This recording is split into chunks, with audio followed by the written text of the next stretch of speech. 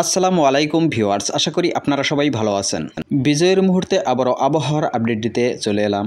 পূর্বের আপডেট মতোই দেশের বিভিন্ন অঞ্চলে ঝড় বৃষ্টি হয়েছে, আরও বৃষ্টির সময় বেড়ে গেল বাংলায়। অলরেডি এই মুহূর্তে দেশের বেশিরভাগ অঞ্চল মেঘাচ্ছন্ন রয়েছে, বেশ কিছু অঞ্চলে চলছে বৃষ্টি। ঢাকা বিভাগের গাজীপুর, কিশোরগঞ্জ, মুন্সিগঞ্জ, নরসিংদী, টাঙ্গাইলে হালকা পাতলা বৃষ্টি চলছে।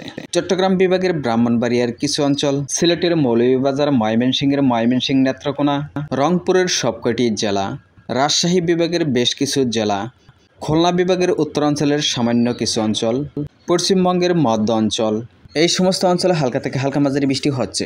এছাড়াও ভারতের ঝাড়খণ্ডে কিন্তু বৃষ্টি হচ্ছে। এবার এক নজরে দেখে নেব আগামী দিনের পরিস্থিতি। তো এই মুহূর্তে কিন্তু বেশ কিছু অঞ্চলে বজ্রপাত সহ বৃষ্টির সম্ভাবনা লক্ষ্য করা যাচ্ছে।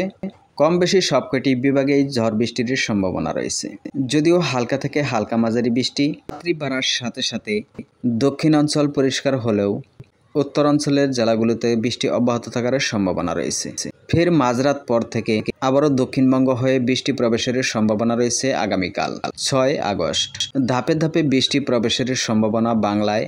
কখনো পরিষ্কার আকাশ, কখনো মেঘাচ্ছন্ন পরিবেশ, কখনো হালকা থেকে মাঝারি বৃষ্টি। এই নিম্নচাপের বৃষ্টি কিন্তু ধাপে ধাপে প্রবেশের সম্ভাবনা লক্ষ্য করা যাচ্ছে।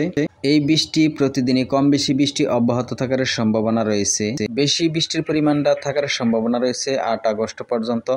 9 থেকে 14 আগস্ট পর্যন্ত হালকা পাতলা বৃষ্টির সম্ভাবনা রয়েছে। তো কম বেশি প্রায় সবকটি বিভাগেই প্রতিদিনই কম বেশি বৃষ্টির সম্ভাবনা লক্ষ্য করা যাচ্ছে। এই মুহূর্তে লাইভ ট্র্যাকিং অনুযায়ী যা লক্ষ্য করা যাচ্ছে। তবে 8 আগস্ট পর থেকে কিছুটা বৃষ্টির পরিমাণ কমে যাওয়ার সম্ভাবনা রয়েছে।